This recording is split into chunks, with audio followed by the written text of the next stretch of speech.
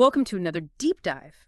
We're going to be talking all about quantum computing today. Yeah. It's pretty amazing stuff. And we've got sources here from MIT, the National Quantum Computing Center, Wow. even IBM and Microsoft all about this. That's great. So by the end of this deep dive, I hope you'll have a really good understanding of Watch just out. what quantum computing is and why Yeah. it's got so much potential to like revolutionize so many different fields. It really does. It's moving so fast, too. It's exciting. It is. So let's just get right to it. What is quantum computing? Right. Is it just like Yeah. a much faster computer, or is there something else going on? It's not just faster. It's a completely different way of processing information. Okay. Like we're using a different way of thinking about computing based on quantum mechanics. Quantum mechanics. Oh, that sounds a Yeah. little intimidating. It can be, Yeah. but the basic idea is that we're using Okay. the behavior of particles at Mhm. the atomic and subatomic level to make calculations. So instead of bits, like in a regular computer, you've got these things called qubits, right? Yeah. Qubits are the building blocks of quantum computers. What makes them so special? Well, one of the things is that they can exist in a state called superposition.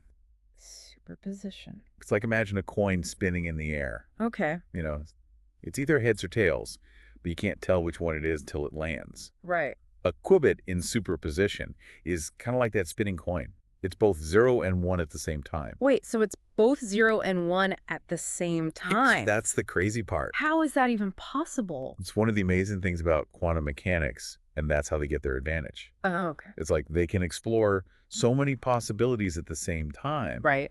that a normal computer would take millions of years to do. Wow. And a quantum computer can do it like that. That's pretty incredible. And there's another part of this, right? Entanglement. Yeah, entanglement's kind of a bizarre thing, too. Okay. It's where two qubits are linked together, even if they're physically separated. So like no matter how far apart they are, Yeah, if you change one, the other one changes. exactly. It's like they're connected by this invisible thread. Wow. So is it like they're communicating faster than the speed of light? Well, not exactly, but it's definitely one of the most mysterious and intriguing parts of quantum mechanics. Yeah. It lets these computers make even more complex computations because they're working on multiple qubits at the same time. So my head's spinning a little bit, Yeah. trying to wrap my mind around all this, but I think I'm starting to get why there's so much excitement about this. Like so, too. How do these quantum principles actually like translate into real world applications? That's the exciting part. Yeah. One of the most promising areas is drug discovery. Okay. Like, let's say we're trying to make a new drug to treat Alzheimer's. To do that, you need to understand how this specific protein folds and interacts with other molecules in the brain. Okay. That's a simulation that normal computers have a really hard time with. So like regular computers just can't really handle it. Yeah, they just hit their limit. But quantum computers, Mm-hmm. with their ability to work with massive amounts of data and do these calculations, Right. could simulate these interactions like super accurately. Wow. Imagine designing drugs at a molecular level, Uh-huh. optimizing them for effectiveness and minimal side effects. That's pretty amazing. So it's not just First, drugs, it's like materials, They see science, Right. artificial intelligence. all of that. Yeah. Imagine designing materials with specific properties like superconductivity or incredible strength, or AI that learns way faster and can make way more sophisticated decisions. So like self-driving cars that can navigate anything. You get AI systems that diagnose disease. the potential is huge. This is incredible, but are there any limitations or challenges with this? Yeah, there are. Okay. One of the biggest is decoherence. It's where these qubits are really sensitive to their environment. Oh, so like any little disturbance. Yeah, and it can cause them to lose their quantum properties, Mhm. and that leads to errors. Oh, so it's like trying to balance a stack of coins on edge. Exactly. It's all going to fall apart. Yeah. So building these large-scale, fault-tolerant quantum computers is a really difficult task. So we've got these like mind-blowing possibilities, but we need to temper the excitement a little bit with reality. For sure, quantum computing is still in its early stages, Okay. but the progress is amazing. It's a field with so much potential. Yeah. It's just a matter of time before we see its impact in bigger and bigger ways. That's fascinating. So for our listeners out there, you've gotten just a little taste of what quantum computing is all about. Yeah. Now let's take a look at some of the ways you can actually dive in and learn more about this field. Sounds good. Yeah, there's so many good resources if you want to learn more about this. Okay. You don't even need a PhD in physics or anything. Okay, good. To get started, one of my favorite resources is the IBM Quantum Experience. Okay. It's free, it's online. So it's like a website. Yeah, you can actually run experiments on real quantum computers. Wait, so I can actually experiment with a quantum computer from home? Yeah, it's amazing you can learn the basics. Wow. Try out different algorithms. That's pretty cool. You can even design your own experiments. So you can like actually get your hands dirty with this. Yeah, it's a great way to get a feel for the technology. What if you want something a little more like structured, like a course or something? Oh yeah, for sure. Is there anything like that? The Qiskit textbook is great. The Qiskit textbook. Okay. Qiskit is an open source software development kit Okay. from IBM. Yeah. And the textbook gives you like a whole introduction to quantum computing using Qiskit. Okay, so this is like how to actually program Yeah. a quantum computer. It covers like everything from the basic concepts to even some more advanced topics. That sounds pretty in-depth. There you And go. what if you're more of a hands-on learner? You want to Oh yeah. actually like write some code. Microsoft has these really cool things called quantum katas. Quantum katas. They're like coding exercises Oh, that's that teach you about these quantum algorithms okay. through interactive challenges. Oh, so you're not just reading about it. You're actually Yeah, you're doing it. doing it. And they cover a bunch of different topics. Okay. So you can choose the ones that you're most interested in. Okay. It's a great way to really like solidify your understanding.